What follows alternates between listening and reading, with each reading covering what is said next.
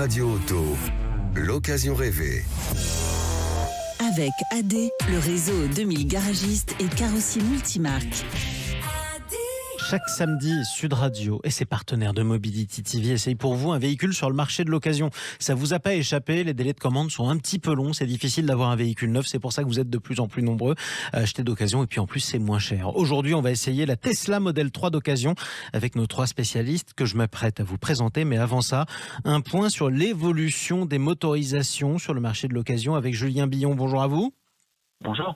Directeur général de 3A Data. Qu'est-ce qu'on achète comme motorisation sur le marché de l'occasion en ce moment ?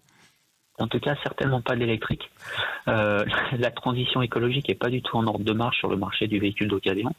Plus de 92% des transactions concernent des véhicules diesel et essence. Et le diesel, puisque c'était votre question, est majoritaire à plus de 51% des transactions sur le marché occasion. Donc Papy Diesel fait de la résistance, certainement pas de l'électrique. On va quand même vous faire essayer la Tesla Model 3 dans un instant sur le marché de l'occasion. On peut dire aussi que malgré tout, ça augmente la part de l'électrique. C'est important de le rappeler quand même, Julien Billon. Oui, bien sûr, ça a été augmenté de 4,5 fois. Enfin, il y a 4,5 fois en 4 ans. C'est ça. Mais 4,5 fois en 4 ans, mais ça représente 1,3% du marché occasion, le véhicule électrique. Alors pourquoi est-ce que clairement c'est pas aussi fort que ce qu'on voudrait finalement pour décarboner et faire la transition écologique? C'est d'une part, les véhicules doivent être disponibles. On a vu qu'il y avait des tensions sur le marché des véhicules neufs. Il faut qu'ils soient disponibles au bon prix. Et puis il faut qu'ils soient disponibles aussi avec les bonnes infrastructures. Le véhicule électrique, il faut le recharger. Alors les planètes s'alignent, c'est vrai, mais c'est lent.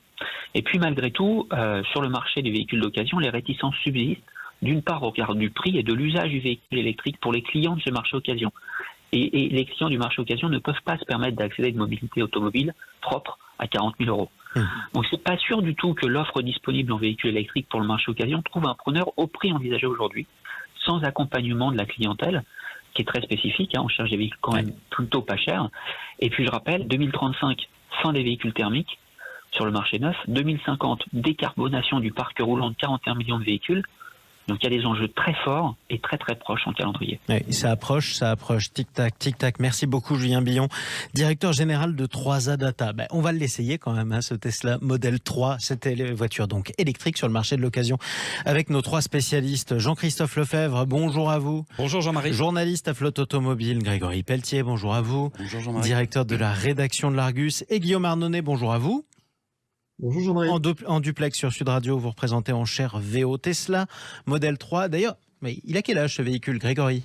Il est sorti en 2018, donc très récent. Très récent, donc ça nous donne déjà une idée de ce qu'on peut trouver sur le marché de l'occasion. On le trouve facilement et à quel prix ? Oui, il y a de l'offre. Il y a de l'offre et on commence dans les 29-30 000 euros. C'est ça, on commence dans les 29 à 30 000 euros. C'est un budget malgré tout. On parle d'une Tesla, c'est quand même assez spectaculaire. On a beaucoup parlé des baisses de prix agressives décidées par Tesla sur ses véhicules neufs ces dernières semaines. Elles ont été très importantes, déstabilisant le marché.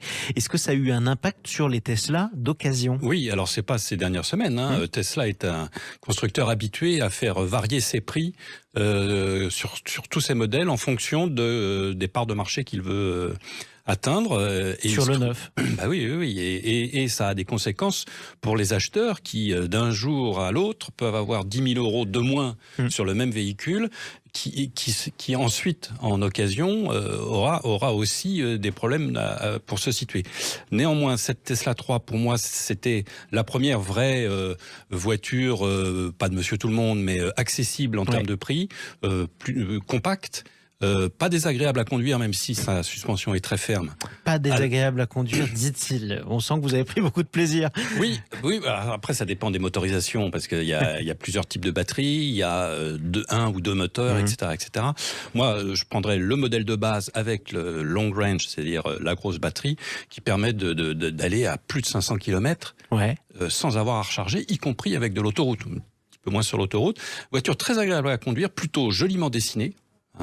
Elle n'a pas besoin d'être stylée, cette voiture. Après, on parle d'une Tesla. Le design des Tesla n'a pas beaucoup changé depuis le début. Et elles se ressemblent un peu toutes. C'est juste la taille ou l'embonpoint qui change. Oui, entre une ES, une Y qui est un gros monstre américain et une Tesla 3 qui est qui est pour nous en Europe, c'est vraiment un très bon format. C'est la différence de taille. Je disais que c'était un peu le même. Il y a un style quand même Tesla qu'on reconnaît assez facilement. Oui. En un mot. Moi, cette voiture m'a beaucoup plu, mais il y a des petits problèmes de fabrication quand vous ouvrez la porte.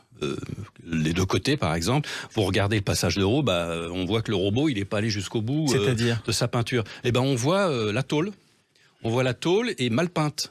Ah oui. Et ça se reproduit à chaque modèle. À chaque fois, moi je le dis, attention, regardez bien. Comme une photocopie mal photocopiée, quoi. Et puis, par exemple, il y a des qualités de tissu des sièges qui sont qui très vite se dégradent. Il y a pas mal de détails parce que c'est des voitures américaines. Les Américains, ils s'en fichent de voir de la tôle peinte dans le passage de roue.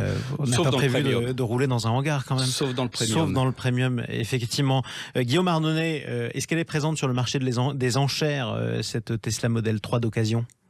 Alors, on la voit passer, mais pour moi, ce qu'on vient de dire sur l'évolution des prix, c'est quand même un marché à forte turbulence, un marché d'occasion de la Tesla, parce que le marché a connu des hausses très très fortes pendant quelques mois, donc bien évidemment, ça a tiré le marché de la Model 3 d'occasion à la hausse, et puis maintenant, c'est le chemin inverse qui s'écrit, et donc ça rend bien évidemment plus compliqué la vente des véhicules d'occasion, parce que quand vous avez effectivement des premiers prix d'annonce, comme on l'a dit tout à l'heure, à moins de 30 000 euros, et que vous avez des prix du neuf avec bonus écologique inclus à 36 000 euros, pour faire simple. Ouais. Bien évidemment, l'écart entre le véhicule neuf et le véhicule d'occasion est de plus en plus ténu. Est-ce qu'on peut dire que ceux qui ont acheté une Tesla neuve il y a quelques années se sont fait en quelque sorte flouer, puisque le prix a ensuite dégringolé sur décision du constructeur, et du coup ils peuvent même plus la revendre à un prix correct?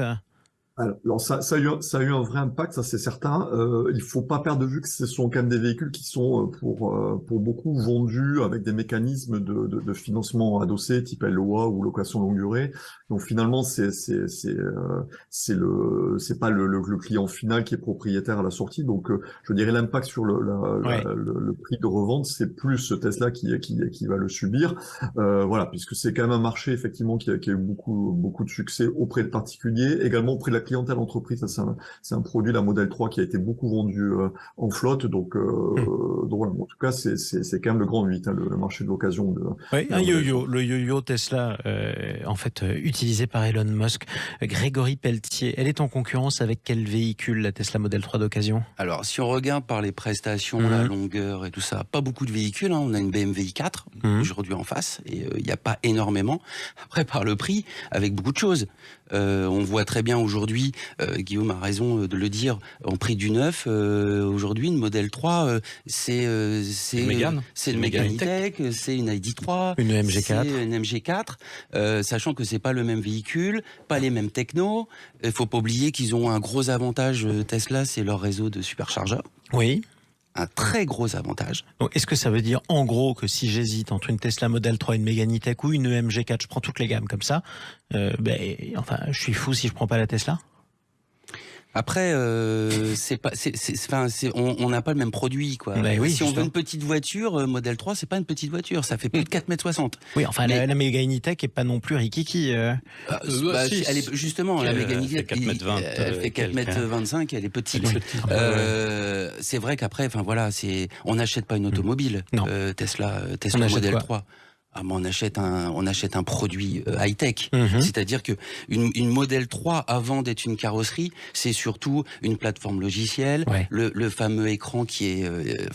Tesla a 10 ans d'avance. Ça veut dire que même avec les problèmes de peinture dont parlait Jean-Christophe, même avec les problèmes de siège pas très confortables, Tesla a un temps d'avance. Et c'est une gamme au-dessus de tout le monde. Tesla a un temps d'avance sur tout ce qui est multimédia, électronique, batterie, moteur, superchargeur. Jean-Christophe a raison, la qualité de fabrication, c'est pas les premiums allemands, ça laisse à désirer. Parce que c'est pas la priorité de Tesla. On n'est pas là pour faire joli, on est là pour faire moderne et efficace, c'est ça? Voilà. Oui, puis les moteurs sont très efficients. Je veux dire, c'est les moteurs sont efficaces. Oui, efficace. C'est-à-dire que aujourd'hui, il est difficile chez BMW, par exemple, mais pas seulement, dans la concurrence, d'avoir des moteurs aussi peu énergétiques énergétivores, c'est-à-dire qu'ils sont vraiment super sobres. Hein. L'avantage au pure player électrique qu'est Tesla, tout simplement. Du coup, j'y vais sur le marché de l'occasion ou pas pour cette Tesla Model 3 ? Oui, à condition d'en Rapport trouver. qualité-prix, à condition d'en trouver ? Ah oui, parce qu'elle est pas chère. Oui, parce qu'elle est pas chère. Merci à vous trois pour cet essai ce samedi. On vous retrouve samedi prochain pour un nouvel essai avec Mobility TV. Jean-Christophe Lefebvre, Grégory Pelletier et Guillaume Arnonnet. À bientôt. À bientôt. Merci.